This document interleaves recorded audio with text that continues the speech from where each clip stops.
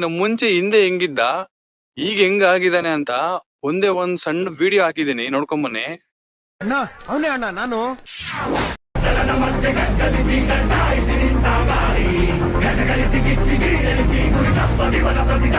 ಅಣ್ಣ ಸತ್ಯವಾಗ್ಲೂ ನಮ್ ಸತೀಶ್ ಅಣ್ಣ ಯಾವಾಗ್ಲೂ ಹೇಳ್ತಾ ಇರ್ತಾರೆ, ನಾನು 4 ಸಿನಿಮಾ ಮಾಡಿದೀನಿ, ನನಗೆ ಆಕ್ಟಿಂಗ್ ಗೊತ್ತು ಅಂತಾರೆ, ಇನ್ನೊಂದ್ಸಲ ಡ್ಯಾನ್ಸ್ ಗೊತ್ತು ಅಂತಾರೆ, ಎಲ್ಲ ಗೊತ್ತು ಅಂತಾರೆ. ಅದೆಲ್ಲ ಗೊತ್ತು ಅಂತ ಅವ್ರಿಗೆ ಮಾತ್ರ ಗೊತ್ತು, ಯಾರಿಗೂ ಗೊತ್ತಾಗಿಲ್ಲ ಕಣ ಇದುವರೆಗೂ.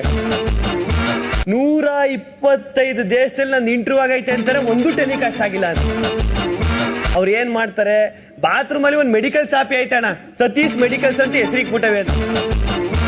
ಅವರು ಅಷ್ಟೊಂದು ಸ್ಕಿನ್ನು ಏರ್ಗೆಲ್ಲ ಅಷ್ಟು ಕೇರ್ ಮಾಡ್ತಾರೆ ಅಣ್ಣ. ಮಲಿಕನ್ನ ಕೆಮ್ತಾ ಇರ್ತಾರೆ. ಅವ್ರು ನೋಡಿದಾಗ ನನ್ಗೆ ಅನ್ಸುದು ಒಂದೇ, ಈ ಹಳೆ ಗಾಡಿಗೆ ಟಿಂಕರಿಂಗು ಪೇಂಟಿಂಗು ಮಾಡಿರ್ತಾರೆ. ಅವ್ರಿಗೆ 200 ಕೊಲೆಸ್ಟ್ರಾಲ್ ಇತ್ತಂತ ಅಣ್ಣ. ನಾ 1 ತಿಂಗಳಿಂದ ಮಟನ್ ತಿಂದು 400 ಆಗಿದೆ ಅಂತ ಸತೀಶ್ ಅಣ್ಣನ್ಗೆ. ಇಲ್ಲಿಗೆ ಬಂದು ಕರಗಿಸ್ಕೋಕ್ ಬಂದವ್ರಂತೆ.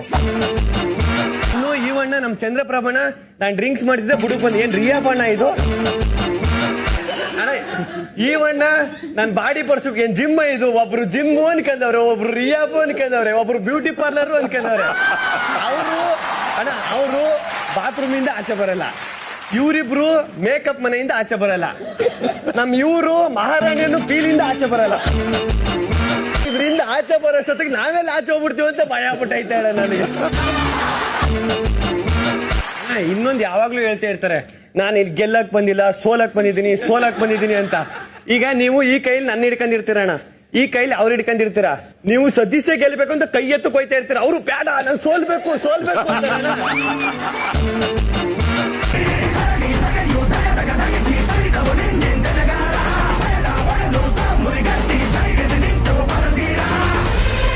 ಹಲೋ ಗೈಸ್, ಎಲ್ಲ ಹೇಗಿದ್ದೀರಾ? ಚೆನ್ನಾಗಿದ್ದೀರಾ ಅಂತ ಅನ್ಕೊಂಡಿದ್ದೀನಿ ನಾನು ಸಹ. ಇತ್ತೀಚಿನ ದಿನಗಳಲ್ಲಿ ಬಿಗ್ ಬಾಸ್ ಎಲ್ಲ ನೋಡೇ ಇದ್ದೀರಾ. ಬಿಗ್ ಬಾಸ್ ಸೀಸನ್ 12 ಕಂಪ್ಲೀಟ್ ಆಗಿದೆ. ಆದ್ರೆ ಆ ಬಿಗ್ ಬಾಸ್ ಸೀಸನ್ ಅಲ್ಲಿ ಗಿಲ್ಲಿ ನಟ ಅಂತ ಹೇಳ್ಬಿಟ್ಟು ತುಂಬಾ ವೈರಲ್ ಮಾಡ್ತಾ ಇದ್ದಾನೆ. ಪ್ರತಿಯೊಬ್ಬರು ರಾಜಕಾರಣಿ ವ್ಯಕ್ತಿಗಳು, ಬಿಸ್ನೆಸ್ ಮ್ಯಾನ್ಗಳು, ಇಂಡಿಯನ್ ಆರ್ಮಿಗಳು, ಪೊಲೀಸ್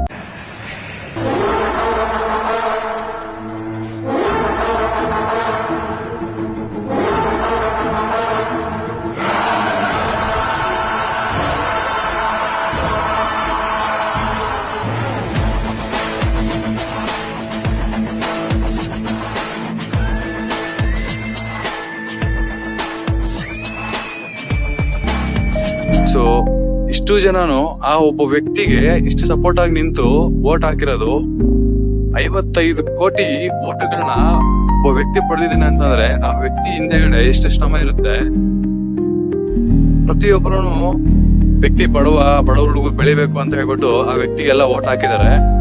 ಅದು ನಿಜನೇ, ಬಡವ ವ್ಯಕ್ತಿ ಬೆಳಿಬೇಕು ಅನ್ನೋದು ನನ್ನ ಒಂದು ಆಸೆನೂ ಸಹ. ಆದ್ರೆ ಇಷ್ಟು ಒಂದು ಹೆಸರು ಈ ಸೀಸನ್ ಅಂತ ಒಂದೇ ಒಂದ್ ಸೀಸನ್ ಇಷ್ಟು ಫೇಮಸ್ ಆಗೋದಕ್ಕೆ ಕಾರಣ ಆ ಗಿಲ್ಲಿ ನಟ ಆ ಪಟ್ಟಿರೋ ಶ್ರಮ ಇರ್ಬೋದು. ಪ್ರತಿಯೊಂದನು ಸಹ ಎಲ್ಲ ನೋಡಿದಾಗ ಇಡೀ ಇಂಡಿಯಾದಲ್ಲಿ 7 ಲ್ಯಾಂಗ್ವೇಜ್ ಅಲ್ಲಿ ನಮ್ಮ ಬಿಗ್ ಬಾಸ್ ರನ್ ಆಗುತ್ತೆ. ಆದ್ರೆ 7 ಲ್ಯಾಂಗ್ವೇಜ್ ಅಲ್ಲಿ ಯಾವ ಸೀಸನ್ ಸಹ ಇಷ್ಟೊಂದು ಪಾಪ್ಯುಲರ್ ಆಗಿಲ್ಲ. ನಮ್ ಕರ್ನಾಟಕ ಕನ್ನಡ ಸೀಸನ್ ಮಾತ್ರನೇ ಇಷ್ಟೊಂದು ಪಾಪ್ಯುಲರ್ ಆಗಿದೆ.